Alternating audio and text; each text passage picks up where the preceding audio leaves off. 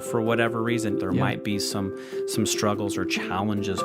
That happens, but so does grace. Yeah. And we can take that grace and grow and understand of how we're able to parent and to care for our child. Welcome, everyone, to Breaking Bread. In our last episode, Craig Stickling graciously unpacked what reactive attachment disorder is and how important it is that our children attach to their parents, and sometimes that attachment comes hard. In this next episode, we look forward to him saying more about this important topic. Listen in. I think there's a powerful thing, Matt, in we're talking about the child, right? And we're talking about growing and connecting their brain and helping their brain heal and relearn. But it's also good for, the parents and the mom and dads to be able to step back for a second and to say, okay, wait a second. We want to be able to change. We want to change our outlook from maybe frustration and discouragement, but that there is hope. And that God has placed this child in the best possible place right now, and to have hope in that, to change the belief that they can have an influence, that they can have an impact, and that fulfills and is connected with God's promise, that they can change their viewpoint from, this is just a disobedient child that we have to change, to understand, I'm working with a sick or a wounded child. Their brain has been hurt many, many years ago. Changing the direction from punishment or anger and the emotional piece, but to be able to just guide and correct with love and joy. And so many of the trainings and people who work and support, they talk so much about the healthy self-care for mom and dads of these kids, where they're able to get breaks from time to time so they're able to be recharged. Yeah. Hugely, hugely important. And you need a community, don't you? Yeah. To do that proper care. Yeah. And to pour into people in ways they need to be poured into. And I think that's one of the values of even this message here today. Yeah. Is that it makes the larger community aware of the great difficulty this is. Yeah. And the care that needs to surround it. Let's go ahead and add insult to injury here, right? Mm-hmm. So as mom and dad, and we have this child who struggles or has the challenges with that attachment and the trauma piece, and we have, World War III, Sunday morning, right, before church, and it's just been a huge disaster. And then we go to church, and this child walks into church, and all of a sudden, switch flips. They put a smile on their face. They're charming to their Sunday school teacher. They'll, hug them and be so engaging, and they'll talk to people around the church lunch table. And the perception that everyone else has, what a nice little child you have here. Mm-hmm. And you talk about how many struggles and challenges you have. Yeah. Well, we see a pretty nice kid here. It must be your problem. It must be your problem. And that is such a deceitful thing to be able to be stuck on. And so to have not just a community, but to have a community who understands that the child will act like this. Yeah. It was interesting that at this camp that we went through, those of us who were there helping, we were kind of like, here's a gag around your mouth, because your job is not to speak to the child. Your job is to guide that child if they had any question or if they needed anything, that your job was to direct that child back to their mom, back to their dad. Reestablishing the fact that it's your mom who knows, it's your dad who knows. So that's really important information. Yeah. Craig. Yeah. If we are going to be that supportive community, and if we want to help rewrite the script in these young people's heads that says, I can't trust anybody, or I'm in danger, trust, security. Yeah. But what we want to do is point them back to their folks. Yeah. And to rewrite that script saying, Mom and Dad know what's best for you. Yeah. Their brain is stuck in fear and anxiousness and trust. And so what's a coping mechanism? They learn how to manipulate others. They learn how to charm others, right? Because that's their defense mechanism of like, okay, if I can keep you, this adult out here, I don't trust you. But if I can charm or manipulate you, then I won't need to. I won't need to trust you. Yeah, I don't need to trust you, and I'm always going to be able to stay an arm's length away. And I can stay in control. I can stay in control, right. Interesting. So there's so much about reorientating their brain to be able to say, no, wait, mom and dad, not only can mom and dad be in control of me, but mom and dad, when they're in control of me, they've got it right. Okay, so I have a few short and sweet questions, but I'm sure they have some nuances. Number one, is this attachment disorder unique only to foster and adoption, or does it also occur with our biological children? Yeah, it includes biological children, right? Because our biological children are not exempt from trauma or maybe some type of abuse or struggle or separation. Okay, are attachment difficulties always because somebody dropped the ball? Right. Or can there be attachment difficulties when parents are doing what they're supposed to be doing, but attachment's coming difficult? Yeah. We mentioned earlier, Matt, that attachment, that's not a trait in a child, right? However, like you said, kids have certain temperaments, and some of their temperaments, some just naturally, gravitate toward relationships and connecting with people, and others are like, you know what, I'm ready to ride the horse off in the West and do this all on my own. And so we get those temperament pieces that just create such unique dynamics in this issue as well. Okay. All right. Another question that I have for you: is reparative motion possible? Is there hope? Yeah, Child. You know what, and that's the beauty, right? When your brain works right, so can you, and to be able for kids to be able to start moving into that sense of being able to have a trust, which then allows those seeds of attachment to start to grow. It starts with the brain, and that gets healed by the structure and support and those kind of, okay, we're doing things a little differently here from the mom and dad realm, but we're taking some of that intentional efforts in that. And that does bring, and the research shows that, we might not be able to go from, 0 to 100, but boy, we're able to make points. We're able to move positively over time. And so there's a great encouragement in that. The good news of a wounded brain is that the brain can also be healed. Yeah. There's a healing there. Yeah. Jesus said, the poor you will have with you always. And some of the curse, some of the struggle of mankind is mental illnesses and some of those challenges. And boy, we can do a lot of good things and a lot of right things, but sometimes we just might not see the healing or okay, wow, we are at a great place now that as what we would like to see in other situations and scenarios. And that is grievous, and yet I know God also provides the strength to those people in those situations. Yeah, I like that. Like your last statement there, and I think you're absolutely right. Because it's occurred means God has allowed. And because God has allowed means that God can repair. Yeah. And I think that's really important. I think we need to always remember that. Yeah. That all the brokenness we see has been allowed by Him. And it's been allowed by Him through the framework of Him saying, yes, I can redeem this. Yeah. This is something that I can redeem. So whatever place that we're in, right? Maybe we're an adult and realize that, you know what, I had this attachment problem. Yeah. And this has been a struggle for me. Or maybe we're a parent, right? Right. Going through the thick of this to realize that this has been certainly seen by God and known by Him. Yeah.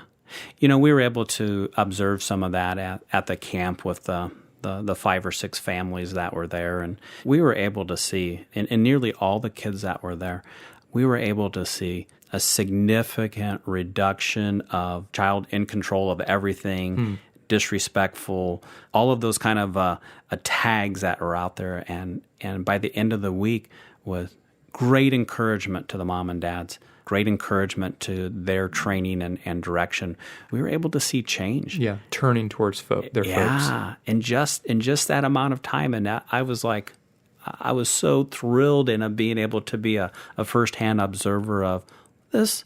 This is possible. Yeah. It is super hard. Yeah. It is so hard, but it is like, okay, wow, this can work. Yeah. Okay, so another question for you. Can we preclude that every child who has had a difficult first 36 months, that they're going to have an attachment disorder? For some, it will impact them. Others, there might be another areas or elements or whatever that are able to compensate, and they don't have the attachment trust issues that others do. So there's some uniqueness between, so not all are equal necessarily. Right, in right. this. And I'd also like to ask you, Which I think that's important to be reminded, because sometimes it's easy to take groups, isn't it, and to label them as, well, this group will always have these struggles and challenges, and absolutely not. They're absolutely susceptible not. to them. Yeah. Speak to those that have a heart to foster and to adopt. How should they process this reality as they go into this process, right? Because there's some great health in the information, and there's some potential drag in this information. Right? Yeah. God equips those that he calls, doesn't he? Yeah. And so to be encouraged in that, what I love about this and the research and the information is that this generation gets to go in with a lot more tools in their belt, a lot more understanding of the full range of the battle and what that looks like. What are some of the challenges that might be out there that we might not 100%, but that we might deal with. And so I love the fact that parents coming into this, couples coming into this now, or those who are looking at this, have a greater pool of knowledge to be able to be prepared. I think of, the scripture that talks about, who, if you're going to build a barn, who doesn't count the cost first? And so you take some of that thinking ahead into, okay, what are we going to be getting into? How are we going to manage? What's our plan for this? And being able to have some of those seeds in place ahead of time. And so recognizing and being able to walk in with your eyes wide open. Yeah. But certainly, what a wonderful calling for God to equip and to call and to send parents into this space of foster care, whether it be adoption, and to take on these issues as they may or may not come, but they take them on with the faith of the Lord. Yeah. You'd mentioned even recognizing that, for whatever reason, even of our own biological child, there might be some struggles or challenges with that and in that connecting piece, but to be able to understand that, that's that happens, but so does grace, and we can take that grace and grow and understand of how we're able to parent and to care for our child. You've really painted parenting in a light that I've not quite thought of before, in terms of our likeness to Christ. God begats us; He brings us into this world, and then He asks us to trust us. Trust me. Trust me that I know what's best. Isn't that what each one of us struggles with to the point of repentance, right? Isn't that kind of the core of what we wrestle with? So what we're talking about here is not that hard to understand. I understand it in my own self. And here we have God reaching His arms out to us and saying, trust me. And as parents, we do the same thing. We ask the same exact question. We have the same exact expectation for our children. And sometimes it comes with angst. Yes. Right? Yes, it does. It's so heartbreaking for parents and even we in the counseling world, if we are trying to counsel, because, a parent, my child struggles, I'm going to take them to counseling. And it's like, if we have an attachment disorder child that's had early trauma, and their brain does not attach, and we take them to a counselor, the counselor's going to try to build a rapport with the child and then say, okay, let's try to work on those things. And it's like, no, the child has no business building a relationship with someone other than their mom or dad. And that really has to be the paramount focus of building that relationship. And so even we in the counseling world, that's why it's really important to have good diagnosis and understanding, because that leads us to a better treatment plan. Better treatment. That makes a lot of sense, Craig. There's just a lot of solace, I think, in knowing that God knows He knows exactly what it's like to have a detached child. Doesn't He? That's what He endures with most of the population of the world. And so the parents that are going through this have in God quite a solace, I think. Oh, absolutely. Right? As one who completely understands their infirmities. In closing here, Craig, point us to some resources. I know you mentioned a book already, book title. Maybe list some of your favorite resources. I'd like to summarize in a sense of, okay, so here's what we can do right now, right? So this is the mom and dad in this place. All right, here's what I'm able to do right now without even reading a book or going to a website. But these are some things to just be reminded of, right?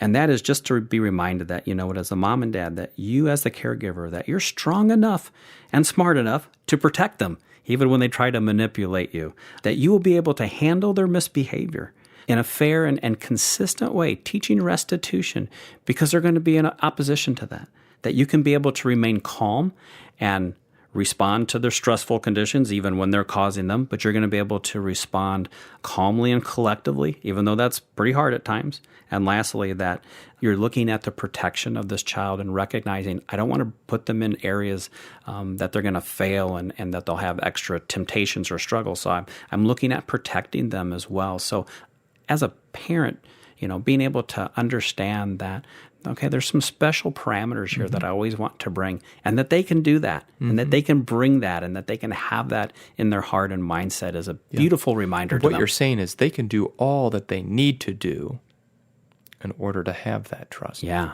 Right? Yeah. And that's where it starts. Exactly. Exactly. Now that trust needs to be extended from that child, which you don't have a great deal of control over. Right. But you can at least do all that's required. Yeah. And there's a lot of, I mentioned 4 general things, right, that just sound very easy to say on a podcast, right? But there's a lot of nuts and bolts and specifics that are woven into those things, and how to handle those, and how do I respond to a 2-year-old child versus a 12-year-old child who struggles. So there's different ways and approaches. And so I'd like to give 3 great resources for the listener if they want more information or to be able to dig a little more deeply into love this. To hear those. First one is the one I already mentioned, Nancy Thomas. Her organization is called Families by Design. She had written the book, When Love Is Not Enough, and she has many others. Her easy contact information is just the website, going to attachment.org. So that's the first one. The second one is by Matt and Fawn Bradley, and we got to work with them for the week when we were out there at the camp, and so we spent a week with them. They have an organization called the Beatitude House, and they do a lot of remote connecting, phone, Skype type of work for parents and working in that sense as well. And their contact is the beatitudehouse.org. And the last one is a Leanne Cooper. She is at the King's Ranch, and that access is unplowedground.org. But she has some great video teaching trainings of how to set up what does a training day with a reactive attachment disorder child look like. And so it is very well done in being able to say, okay, here's very specific next steps. This is what I can do. How do I do it? Very applied. What does it look like? Yeah, so it's just great information and knowledge to parents who are like, all right, I think this is where my kid is at. What do I get to do differently? Oh, those are awesome. Thanks for that, Craig. Thanks, Craig. Thanks for raising this issue. Thanks for educating us on this issue, as well as equipping us. What a critical issue this is, the attachment of our children. It's gone really without my notice until now. And now I think my ears will be open for it, my eyes will be open for it, which I think is a really good thing. Yeah. And so I appreciate that. To our listeners, no doubt this resonated with you on a number of different levels. Trust and pray that there was hope and clarity brought here in this podcast on this particular issue. As always, we encourage feedback of any sort at office@accounseling.org. Love to hear your thoughts. Thanks each one for being here. Goodbye.